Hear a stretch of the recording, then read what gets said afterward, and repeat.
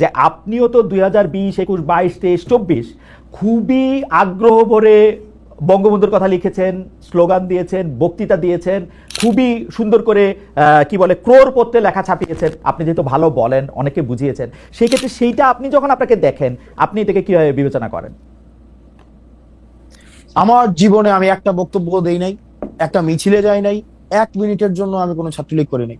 আপনি যদি খুব খেয়াল করে দেখেন, আমি পুনরাবৃত্তি করছি, আমি আমার জীবনে পুনরাবৃত্তি করছি, 1 মিনিটের জন্য আমি আমি শেষ করি, 1 মিনিটের জন্য আমি ছাত্রলীগ করি নাই। ক্যাম্পাস লাইফে আমি ক্যাম্পাসে আসি 2016 সালের ডিসেম্বরের লাস্ট উইকে ক্যাম্পাসে আসি, এবং ক্যাম্পাস থেকে চলে আসা পর্যন্ত ছাত্রলীগ বিরোধী আমার সবসময় অবস্থান ছিল, গ্যাস্ট্রোম বিরোধী অবস্থান ছিল, গণরম বিরোধী অবস্থান ছিল, এবং সেটি নিয়ে আবার আন্দোলনেরও আমার ইতিহাস রয়েছে। এখন আপনি যদি আমার ফেসবুকে যান, ওই 2টা লেখা এখনো পর্যন্ত আমি অনলিমি করি নাই, এখনো পর্যন্ত আছে 2টা লেখা। একটা হচ্ছে যে বঙ্গবন্ধুকে সেখানে হচ্ছে জন্মদিনের শুভেচ্ছা জানানো। আপনি যদি 2020 সালে বঙ্গবন্ধুর জন্মদিনে 100 কোটি টাকা বরাদ্দ দেওয়া হয়েছিল, মনে আছে কিনা আপনি দেখেন, যে 100 বছর জন্মদিনে 100 কোটি টাকা বরাদ্দ দেওয়া হয়েছিল, এবং আপনি যদি ওই পোস্টের আপনি ক্যাপশনটা পড়েন, ওই ক্যাপশনের মধ্যে ওই শেখ মুজিবের একটা উক্তি লেখা আছে যে যেই দেশের মানুষ খাইতে পায় না, যেই দেশের মানুষ হচ্ছে এখনো পর্যন্ত অন্ন বস্ত্র বাসস্থানের জোগাড়ই করতে পারে নাই, তাদের আবার কিসের জন্মদিন, তাদের আবার কিশোর জন্মদিন। অর্থাৎ যেই ব্যক্তি এই কথা বলে গেছে তার জন্য আপনি 100 কোটি টাকা দিচ্ছেন, সেটা হচ্ছে মার্চ মাসে। তখন আমি শেষ করি, তখন আমাদের হচ্ছে করোনার ইস্যুটা চলে আসছিল 2020 সালের হচ্ছে খুব সুন্দর মার্চে হলগুলো বন্ধ হয়ে যায়, মার্চের সেকেন্ড উইকে বা ফার্স্ট উইকের দিকে হলগুলো বন্ধ হয়ে যায়। সেটাকে মিন করার জন্য হচ্ছে আমি ক্যাপশনটা দিয়েছিলাম। আপনি যদি এখনো যান, আপনি সেখানে এটা দেখতে পাবেন। আমি এটা অনলিমি করি নাই, কারণ আমার চিন্তার ওইটাতে পরিবর্তন আমি করি নাই। ওকে। দ্বিতীয়ত ইত্তেফাকে খুব সম্ভবত আমার একটা লেখা আসছিল ইত্তেফাকে, যে বঙ্গবন্ধুর জন্মদিনে, অর্থাৎ ওই বছরই তার জন্মদিনে হচ্ছে একটা শুভেচ্ছা জানানোর জন্য। এখন আপনার একটা হিস্ট্রিতে আপনি শেখ মুজিবকে আপনার 2 ভাবে সেখানে অ্যানালিসিস করতে হবে। হ্যাঁ, 2020 সালের পত্রিকাতে আমি ডেট ধরে বলতে পারবো, 17ই মার্চ আমাদের হলগুলো বন্ধ হয়ে যায় খুব সম্ভবত মার্চের ফার্স্ট উইকের দিকে। অর্থাৎ সরকার অনেক জাঁকজমকপূর্ণ আমার অসুবিধা নাই, আপনি বলেন 2020-এ আপনি এরকম একটা লেখা ইত্তেফাকে লিখছিলেন, তাই তো? হ্যাঁ, আমি লিখছিলাম ইত্তেফাকে। আচ্ছা, আমি ইত্তেফাকে লিখেছিলাম, কিন্তু আপনি আমার পুরো ব্যাকগ্রাউন্ড, আপনি আমার ইউনিভার্সিটি লাইফ, আপনি পুরো জায়গায় ছাত্রলীগ করা কি খারাপ? জনক সার্জিস তো করতেন ছাত্রলীগ করা অসুবিধা কি? না, আমার এক্সপেরিয়েন্স খুবই বাজে, কারণ ছাত্রলীগ আমাকে হল থেকে বের করে দিতে চাইছে, 11 তলায় উঠায় আমাকে ঘাট ধরে হচ্ছে 11 তলায় থেকে ফেলে মেরে ফেলতে চাইছে, আমার রুম দখল করছে। আমার এক্সপেরিয়েন্স, আমার পরীক্ষার আগের রাতে আমাকে হল থেকে বের করে দিতে চাইছে। 2020 সালে না, 2017, আমি 2017 সালের কথা বলছি। আচ্ছা, 2017 সালে। ওকে, 2020 সালে আপনি যখন, এবং বিজয় 71 হলে আমি বিজয় 71 হলে যদি একজন ব্যক্তি ছাত্রলীগ বিরোধিতা সবসময় ভোকাল ছিল, কোন ধরনের হচ্ছে ওই যে মানে পেসিভ কোনো বিরোধিতা না, সেটা ছিলাম হাসনাত আব্দুল্লাহ। আপনি খুঁজে নিয়ে দেখতে পারেন, বা এখনো পর্যন্ত আমার যারা ব্যাচমেট আছে, আমার বন্ধু যারা আছে।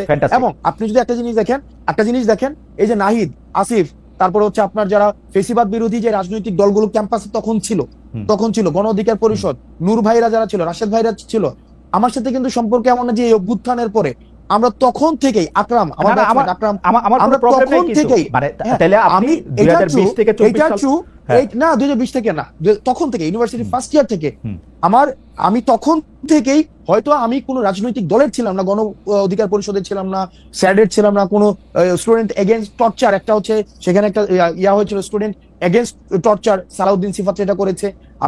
আমরা তখন চেষ্টা করেছি ছাত্রলীগের এই যে নির্যাতন গুলাকে কিভাবে হচ্ছে আমরা ভিজুয়ালি দেখানো যায়, ইন্টারন্যাশনাল মিডিয়াতে সেগুলোকে প্রচার করা যায়।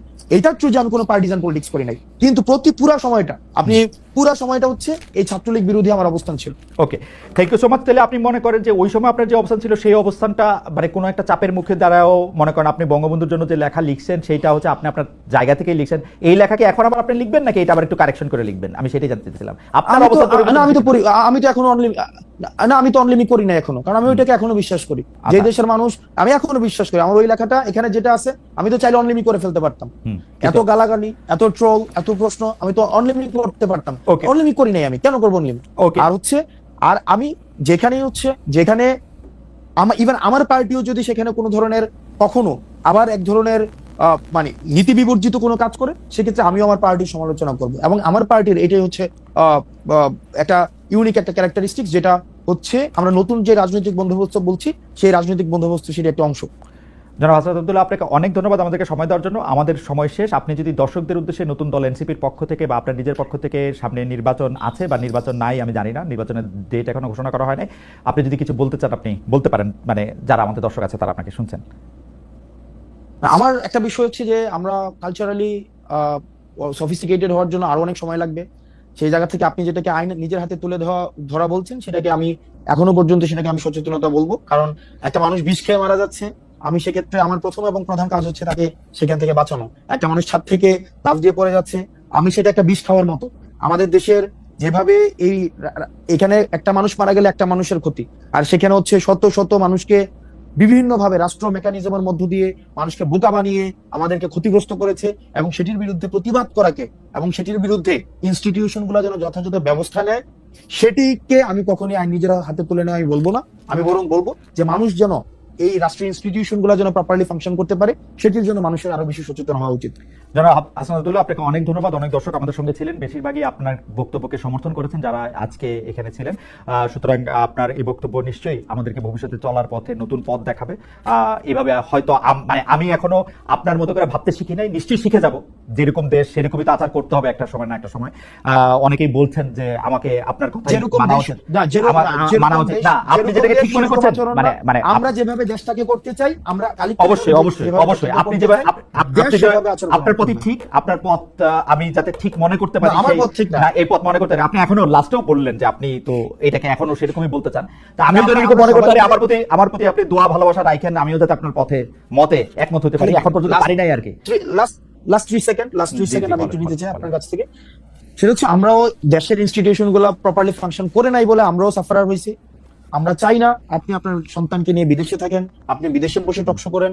আমি চাই প্রত্যেকটা মানুষ আমাদের দেশের সার্ভিস গুলো নিয়ে সন্তুষ্ট হোক। আমাদের দেশের রাজনীতিবিদ, অধিকাংশ রাজনীতিবিদের ছেলে মেয়ে বিদেশে থাকে, বড় বড় কথা বলে সময় হচ্ছে ইয়াতে। আমি চাই যে সার্ভিস প্রডিউস করবে সে সার্ভিসের কনজিউমার হবে। ওকে, থ্যাংক ইউ সো মাচ জনাব হাসনাত আব্দুল্লাহ।